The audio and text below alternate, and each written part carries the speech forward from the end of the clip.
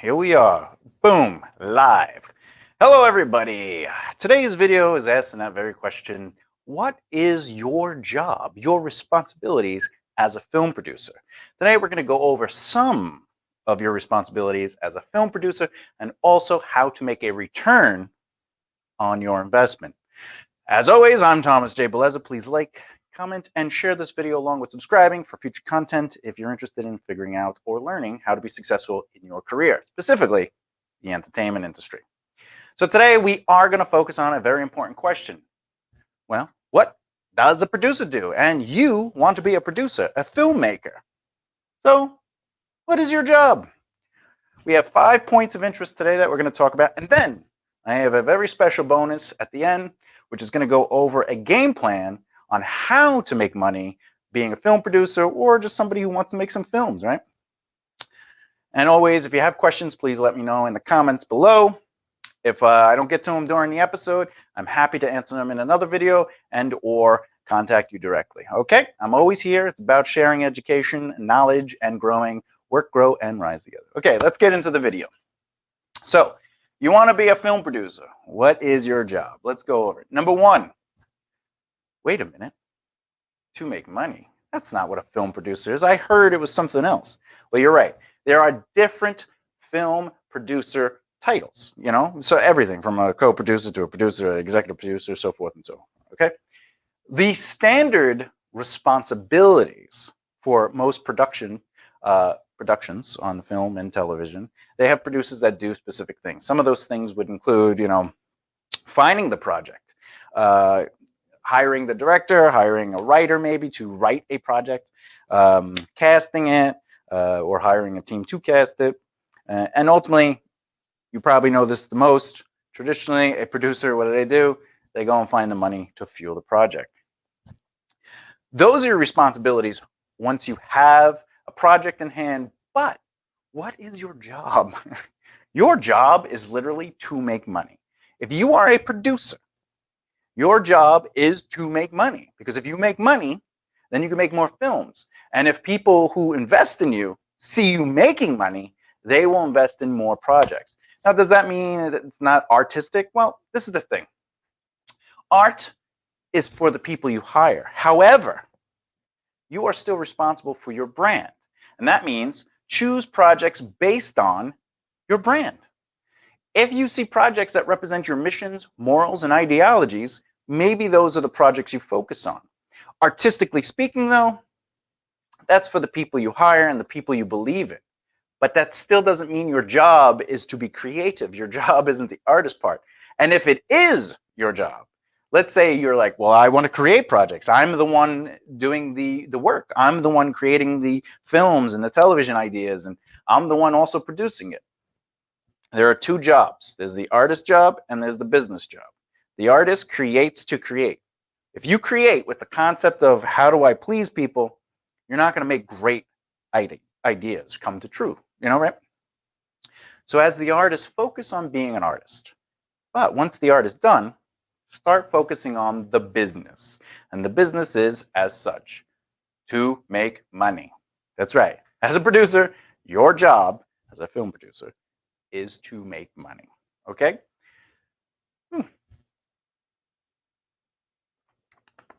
Now, how do you make money, right? That's the point number two. How do you make money? Believe it or not, part of the secret to making money as a film producer and somebody who's in the film industry is to start small. A lot of film producers that I meet and a lot of people that come to me, especially for consulting or just clients and maybe just my other peers, they're always going after these $5 million, $10 million, $15 million, $20 million films. And I say to them, I go, look, you're going to go to an investor and you're going to say, I need $5 million. And they're going to go, how many films have you produced? And you're going to say 0. And they go, how many companies have you owned? And you're going to say, I own a production company. Like, how much money you make? Well, you know, enough to pay the bills, but we don't make a profit. Because if we did, we would finance our films, right? That's the thing, though.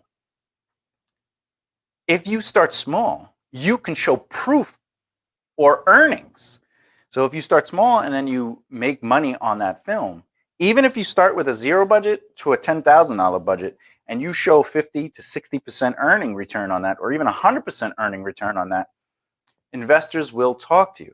But if your first film is a $5 million film, how do you show proof of, of your tools, of your abilities, right?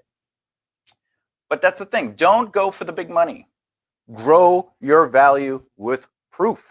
Allow yourself to start small where you're in control and there's not much of a loss if you don't make a lot of money back, if you don't return on that investment. If you're going for a $5 million project and then you do everything in your power, you do every festival, you try to screen it, you try to get the DVDs, and you're not showing a huge return on your investment, investors are going to be scared. But this is the crazy part. Investors want to invest in these projects, especially people that have the money. A lot of investors usually are people that have X amount of dollars put to the side that they want to claim an investment tax write-off for. So if you find the right person and you're in the right circles, someone is going to be like, you know what, I got $2 million. Here's $2 million. But they're not going to just throw that money away if you're not making money on your films. And if you're not making money, how or why would they invest in a $5 million project? So start small. All right. Number 3, raise the money.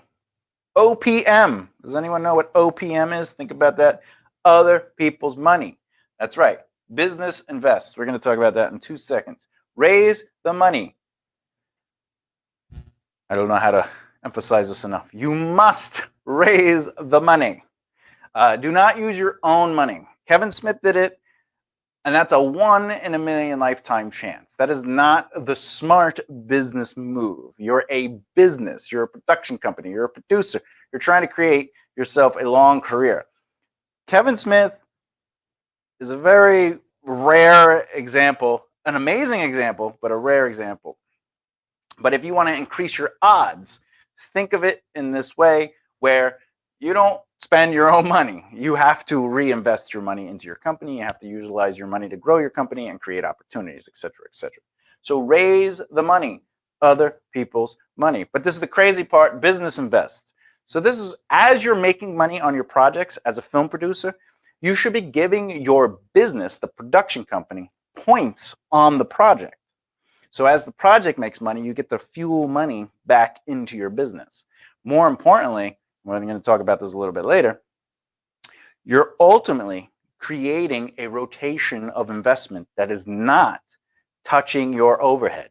It's money above and beyond your average monthly overhead, allowing you to have your company, your production company, invest into projects. And we'll go over that. All right, number 4.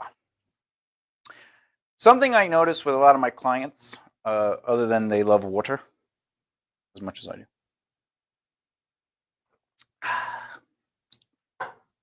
You got to keep yourself hydrated.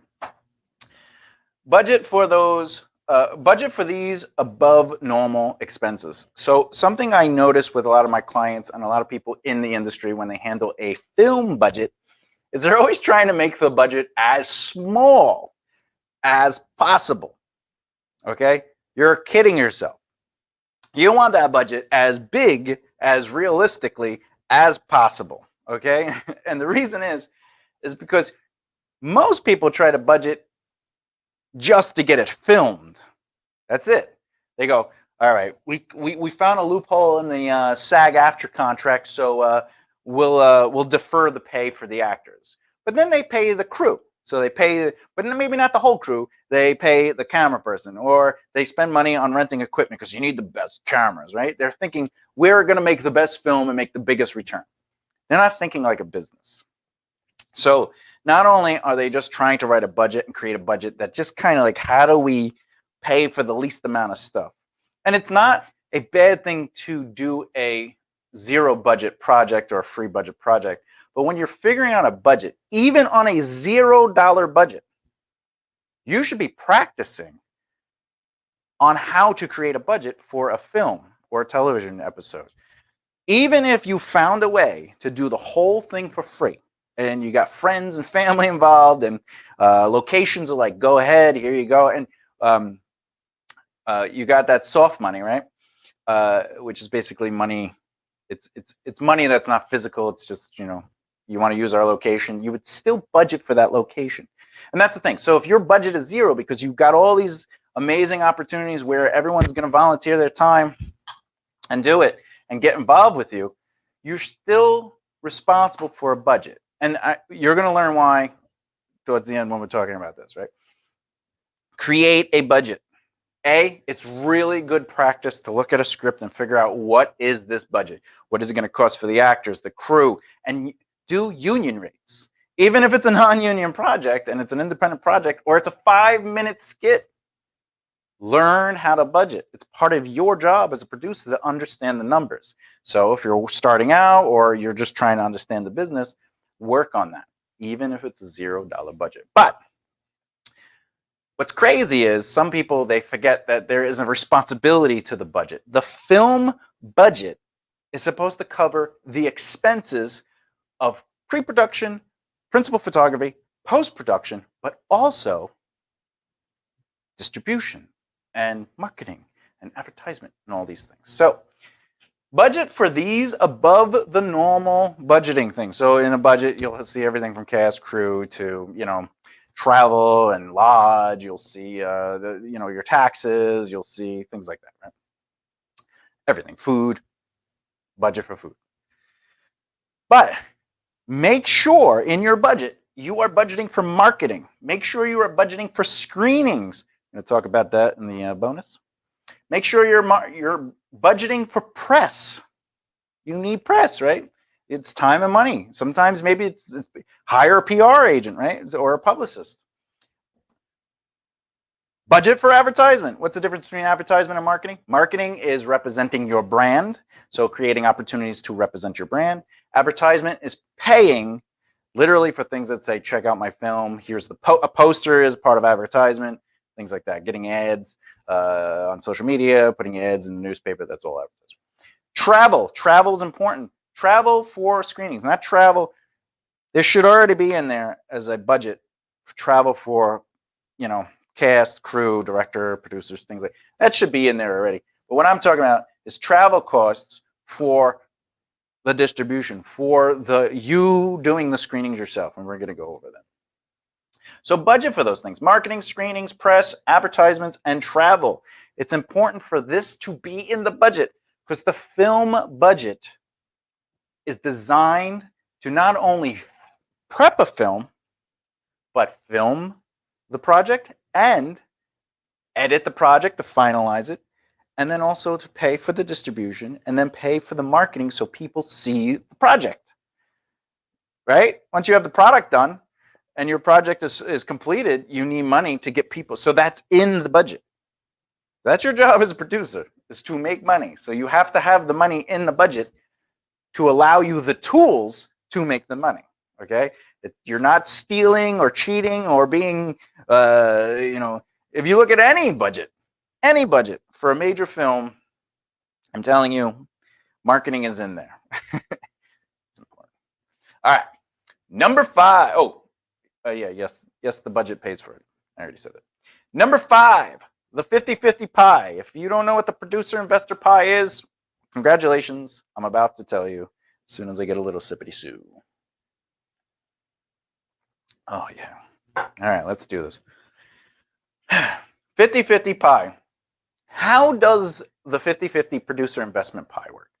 All right. So the real quick answer is it's to figure out 50 points go to the producer side. Okay, the producer side handles the writers, the directors, some of the principal actors, some of the above the line actors. And maybe you want to give some people points out of your producer side as sort of like a thank you. So like some cast and crew, you might be like, here's a point. You could even take those 50 points and you could multiply them. You could be like, all right, these 50 points we're going to turn into 100 points, which means really you're halving all the points, all the half values, okay? Because again, well, I'll go over that, but ultimately when you pay off the points, you take the amount of money and you divide it by the points, and that's how much each person gets for those points. So those 50 producer points in that pie are there for making money on the back end, et cetera, et cetera. The investor, 50%, 50 points, is ultimately how you figure out how much money each investor has to pay for a point to invest in your film. So you take the budget, whatever the budget is, and you divide it by 50, and that equals the point value. So if you've ever heard anyone say, well, how much is per point? And they might say $1,000 or $25,000 or even $100,000 a point, right? It's because they take the full budget and they divide it by 50 points. And you're trying to sell those 50 points.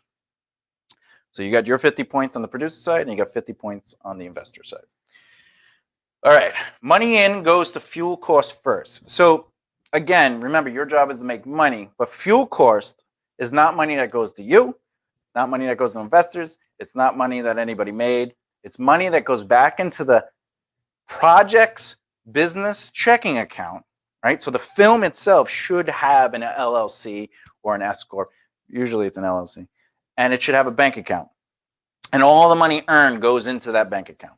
And once it's in there, that your fueling cost allows you to do this, which we're going to get to. And you have to always allow the money in first to cover that.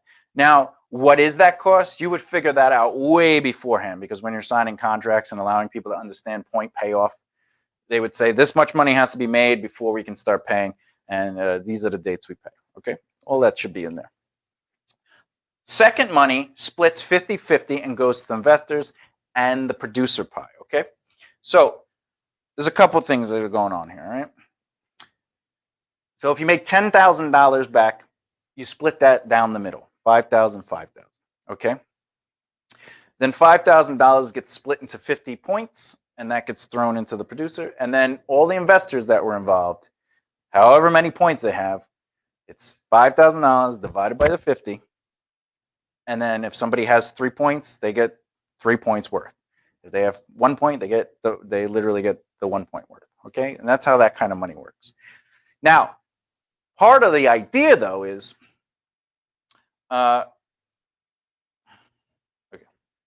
you should be rotating some points, if not at least 25 points, into your production company. And we're going to go over the plan of action and why that is important. So some filmmakers, some producers, and some people in this business, what they do is all the money they make, it's mine. And then they'll pay back the investors right away first and not take any money, but it's a business. So investors know, and in the contract, you got to split the money. They get half the money earned and you keep half the money, but your company is supposed to get half the money, right? And then you do payouts and stuff like that, but we'll go over that. So anyway, that's how the 50-50 pie, if you've ever heard about the 50-50 producer pie, that's like the simplified version of it. All right. So before we get on to the bonus, I'd like to just say real quick again, I am Thomas J. Beleza. This is BBR Productions. We're doing this live on the YouTube channel and also Instagram. So please like, comment, and share this video. And of course, subscribe for future content if you're interested in learning how to succeed in your career, specifically the entertainment industry. Now, with that said, let's move on to the special bonus. This is a game plan for producers, okay? Now, this game plan, okay? I'm trying to get everybody on. This game plan is for producers, okay? So if you're a film producer and you want to make money with your film, follow this plan. Now, this isn't the only plan. There's a million plans, but this is a plan that has worked for me and that I have been taught and that has ultimately helped me in the beginning. Again, this is not a plan for somebody trying to make, finding a film that's a $5 million budget. That's not how you grow your business. It's like, we'll get a $5 million budget and we'll make money from that. And if we succeed, awesome, we just did a great thing. You're a business that's supposed to be growing and you're supposed to be, as we said earlier, showing proof. So you start with 0 budget to 10,000 budgets. Those are your project ranges in the beginning. And if you can make money back from that, you're showing proof. Anyway, so how do we make money? This is how you make money. First, you find a project that's $0 to $10,000. How do you find projects? Real quick, you could either create it yourself, you get involved with people that you believe in, want to create it, or you do a little digging. For me, I get a lot submitted to us. like all the time. Uh, they always say the same thing. So, but you can submit to production companies or filmmakers and be like, hey, we're a production company. You could even put your production company onto lists, and people submit.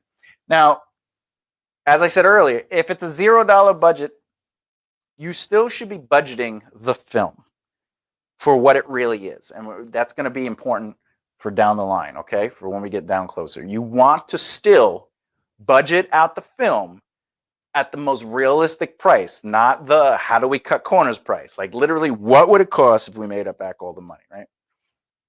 All right. So once the film is produced, principal photography done, and you're ready, instead of going to film festivals, because your film $0 to $10,000 is either going to be 10 minutes long or 30, 45 minutes long, maybe an hour, maybe 90 minutes, but it's not going to be anything magnificent. But that doesn't mean you can't make money on it, because you're not looking for your big break. You're looking to have created value sets, all right, or proof of concept. Proof of concept is what you're capable of. And that's how you get bigger money, because investors go, you made how much? You made 200% back on your first 3 movies. I'm going to invest in you, okay? And also tell them how much because you've got to keep track of everything. It'll let people know what you're capable of. All right. So once the film is done, you want to start doing screenings, and you create these 3-day weekends, okay? But not in the same, like you do a 3-day weekend, and then you don't do another 3-day weekend the next weekend in the same spot. No, we're going to rotate the market, which is, we're going to talk about that in a second. But you're preparing for a 3-day weekend. And by the way, the budget, even if it's $0, you should have the money there to handle the 3-day budget, the 3-day weekend. So what do? Well, why would I do a screening if my film is 10 minutes? Well, if your short is 10 minutes, get others involved. Find 3 or 4 other filmmakers who have 10-minute projects and go into this together, and then split the money down the middle, every evenly. Well, my movie's 30 to 45 minutes. Okay, well then find 1 or 2 people, okay? Because now when people pay to see, they're getting 3 shows or 2 features. They did that with Quentin Tarantino and Rob Rodriguez with the, they had Death Race, Death or whatever, Death Car. I don't know. The movie was really good, but I can't remember the name. And then also the Planet Terror or something like that, right? So even top names done that, because that's how they used to do it back in the day. But remember, you're not trying to get it into thousands of theaters. You're creating screenings, okay? And your screening seatage, you should be trying to get places that can handle 50 seats minimum, okay? All right. So once you have your people together and you go, how many films we're going to do? All right, we have a 10-minute shorts. We have 3 of them, or we have 2 30-minute shorts, whatever the case may be. You want to start understanding the market around where you're going to do the screening. You find sponsorships local to the area. So those are mom and pop shops or even larger stores. And the reason we do that is because we're trying to get free stuff from them. Maybe some money, right? For advertisements. You could advertise them on the website or some of the marketing materials and stuff like that. But let's say like the local, like I used to do this with my theater when I had the Rose Theater. I would get a pizzeria and they would give us free food certificates. And if you came to, I don't know, 3 of our shows, you would get a free certificate. And that certificate would allow you free food at the pizzeria. But for the filming, what you're doing is you're trying to create a value, a goodie bag, because we'll get into that. All right, but the goodie bag is important, and the more value that goodie bag is for up to, and remember, you're doing a 3-day weekend, but you're only trying to get the amount of seats for the first night, the Friday, because the goodie bag is only for the first night. Okay, so once you have those local sponsorships, and you should be really pounding the pavement, you should be trying to get those locals. It's important. Okay, all right. Now you have your 3-day weekend, and this is how you price it. Now, these prices are going to sound crazy, but listen, you are a business, right? So Friday night is going to be for the show, a Q&A, and then an after party. Okay? Each ticket should be about $125. So if 10 seats are sold, that's $1,250, right? You just made $1,250. So times 5. So do the math, right? So was that 5? That's $6,000, something like that. Okay. So the first night, if you have 50 seats minimum, you're going to bring in $6,000. And I know, ooh, right? But again, remember, you got to cover your fuel, your fuel cost. Oh yeah, here it is. Money in goes first to the fuel cost, which is what we're doing. This is this is your fuel cost. You have to be able to afford this. Okay, all right. So if you know how much this is all going to cost, all the effort, all the marketing, all the advertisement, everything, you're going to know, all right, this is how much money we have to take in first so we can do the next weekend and the next weekend and so forth and so forth. All right. So so the show, an after party could just be like at a restaurant, you know, or a bar or whatever, you know, and you just say, hey, can we use the back room for we're gonna have people go, and you give them the goodie bags, and in the goodie bags there might be $400 or $500 worth of free stuff in there, and it adds up. Trust me, if someone gives you a $20 certificate for their store and you get 10 of them and they're in there, that's $200, right? And that's not even including like physical things. They might give you like a product. Here's some free product. You never know. It is possible. It does work. I did it all the time for the theater that I owned, for the Rose Theater, which was like a playhouse, which was a 100-seat theater, and I did this to make money, right? All right. Anyway, so Saturday night is going to be for the show and Q&A only. All right, and the Q&A is ultimately like either like the principal cast, definitely the director, definitely you as the producer should be there. The minimum should be definitely you. Another minimum would be you and maybe the director and the writer. Anyway, that's a $40 ticket. And the reason is because there's no after party, there's no goodie bag. But even if you have 2 or 3 shorts playing, right, which is only 30 minutes, you can have a massive Q&A at the end of it. So even though they're paying for 30 minutes, they're also going to get another 30 minutes in Q&A. So the $40 is worth it, trust me. And then Sunday is sort of just the show. All right. So $20, you come in, you get to enjoy the show. That's what the point of Sundays are, right? So again, what's 20 times 10, right? What's that? 200, right? So times 5, what is that? It's $1,000. So on Sunday, you have the potential in a 50-seat theater or showing area to make $1,000 or whatever. Okay. Anyway. So this is the fuel cost and pie. So the money that you make here should go first back to what it would cost to do another weekend like this, which would include the marketing, screening, the press, advertisement, and travel. Once that's covered, any additional money over that now gets split 50-50. And you're saying, but Thomas, we filmed this on a 0 budget. Yeah, but there still should be a budget for that 0 budget project. The 50 points on the investor side actually is for you as the company. So give that money back to the project. Okay, create an LLC, open up a business checking account, and put that money in there. And they're going to constantly, and that budget needs to be recouped. Okay, or you can take that money and put it into your production company because you're the investor. Okay. So you allow your production company to grow with that, all right? And then the other 50% is for you, the producers, and the team and the crew and stuff like that. And you could start divvying that up. But if you're doing a 0 to 10,000 and you raise that money on your own, even if you did a $10,000 film, right? Like there should be a real budget to that. There's no way that project was really $10,000. Like you made $10,000 work. Because I'll tell you right now, let's just say you were doing SAG rates for a principal actor. It's about $1,000 a day, okay, for an actor. So if you did 10 days, it's 10,000. Anyway, but you should have the real budget, and the reason is because you want to put that back into the system. Okay. Anyway, so the fuel cost and pie. What does it cost for the weekend? We already talked about it. Rotate markets. So the idea is if this weekend works out and you recoup the fueling cost, you have just proven that your film has momentum. So you're not just spending wasted money. You go, we made enough money. We can actually do another weekend. So you rotate the market. So if you did it on Long Island, now you take it to New York City. You did it in New York City, then you go to Jersey, PA, or LA. Just rotate your market, okay? Now, the thing is, you might make enough money to do 2 or 3 showings, okay? But allow each weekend to dictate if you should keep going. So instead of setting up several weekends in a row, right? Do one, focus on that, get the press on it, and then, if it does really good and you've earned the right to do another market, then take, 2 months or so to set up another one. It's okay because you're an independent filmmaker. It's a short.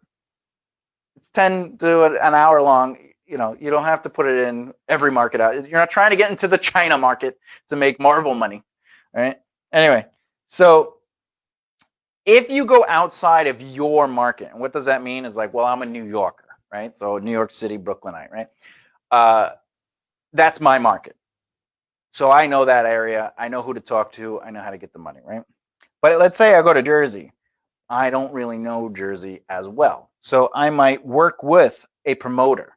I might find a promoter in Jersey who handles ticket sales or handles getting people, like audiences, to an event. I will talk to them, and whatever their cost is, it would kind of be worth it. Because as you've seen, the first night you make about $6,000, and then it's 400 times 5. Is that $2,000, right? And then another 1,000, so you make like 7, 8, 9. You make about $10,000. You could make about $10,000 a weekend if you do it right. Okay. Anyway, so you want to track results for proof. That's right. So every dollar you spend within the budget, even if it's $0, and even if it's a $0 budget, if you're spending money to do stuff for that project, write it down. Any money in, you should be taking note of this. Keep track of money flow, money out, money in, because this is your proof of concept, of your ability. And you take this to investors. Look how much I made on this. Look, okay. Have a business checking for the film. Create an LLC or an S corp for the film. Okay, and have a business checking account for your business/production company. So you should have a production company, S corp that, or LLC, whatever you want to do, whatever makes you comfortable. And again, all money earned, right? So all money goes into the film business checking account. All money earned goes into that account. In fact, if you get investors, okay, and you raise $10,000 through crowdfunding, all that money goes into the film's business checking account, and all expenses go through that. All right. As the project makes money, all earned money goes into that, so you don't go to jail. It's just straight business. Put all that money into that business account. All right. But of course, if you pay yourself, that comes out of that account. So before you do the 50-50 split on that pie, all the money has to go into that account, and then you do all the adding and subtracting. But also, what I would do is, because you have the 50-50 pie, right? 25 points of that half of the producer pie should go to your production company. All right, and then you could take like 1 to 3 or even 5 points. But the point is, 25 points go into your production company, because you have to grow your production company. And the reason is, okay, is because it gives your production company, by giving your production company points, okay, you are creating your own studio. All right. So as you're making money with this process, okay, and a good effort could get you 3, maybe 4 positive showings over the course of a year. And if you do it right, what's 10,000 times 4? It's 40K. That's 40K. So if your film costs 10, how much money did you just make? Right? You made 30,000 over that. Okay. Well, obviously you got to account for some expenses, but that would be all registered. But if an investor saw that you took a 10,000 film, made 40K, and then paid all your bills and then paid yourself, and you put some money, they're going to go, okay, I know what you're capable of on a small scale. And if you do that a couple of times, if you do a $0 to $10,000 project a few times, okay, because you should technically be to the point where you're able to film during the year a project, and you should be showing a film during the year. So you're always on rotation. So by the time that film is done filming, the screening for that other film is done. And you know what? Once that year's up, if you want to start sending it to festivals and they allow it at that point, go ahead. But you're not trying to go to the festivals to get your big hit. You're trying to do your job as a producer, which is to make money. But more importantly, you're trying to show proof of concept. Your concept is of what you're capable of, right? I also recommend, if at that point the year goes by and you made enough and you're showing good money, go to AFM. Go to AFM, American Film Market, and you go, look, this is how much money we made with it. This is our audience on a intimate scale, privately, us doing our job. And this isn't friends and family. This is us doing our job as producers, and look what we brought. And they go, oh, all right, well, let's see if we can get it on Netflix. Let's see if we can get it on a streaming service or platform and give you an upfront fee, even though it's a 10-minute short or a 30 or a 45 or a 60-minute short. Proof of concept is what industries look at. When I go to pitch films or television shows ideas, never did they say, can I see a script? They always said the same things. They says, what is the cost? What's your passion about it? And why should we give you money? Okay. And a couple other little things like if it's a TV show, they ask you, what is the viewage time? Like how much time will audiences be on it? So if it's 12 episodes at 60 minutes, it's 60 times 12. Okay. Anyway, so this is your plan. Find a project, $0 to $10,000. 15,000 is stretching it, but if you really have to, okay. Keep track of everything, even if it's a zero budget. Figure out the actual budget, the real budget, not the cut the corners budget. Create a 3-day weekend screenings. Figure out what you do. Traditionally charge $125 for the first night, which is a Friday. That's for the show, a Q&A, and an after party. Saturday will be $40. That'll be a show and a Q&A. Sunday will be $20. That'll just be the show. Allow yourself to recharge your fueling cost, so you can do another weekend. And then anything over that, you do the 50-50. You do all the money into your film business checking account, and then you do all the splitting after that. Then you change markets. If you're able to fuel to do another weekend, change your markets, and then track your results for proof of concept. Make sure you have those business checking accounts. And then all your money goes into the film's business checking account and then pay out from there. And then your company should be getting 25 points at minimum, unless, of course, you're the people that financed it. So if you raised money through crowdfunding, consider your business, your production company, the one that financed it. And they should be paid back the actual budget, not the money you raised, but what would the real budget be? And that's, and that money goes into there. But also, you would get your business, your production company is the investor, right? Because you raised the money. You're the producer, right? All the 50% of the investors is considered your company's points. So you don't have to give your company those 25 points on the other side. You now can use those to help sell opportunity, even potentially for larger sponsorships. You say, I will give you a point on the company if you give us X amount of dollars. Anyway. All right, so there we go. That was a little longer episode today. Lesson, I should say, a little longer lesson.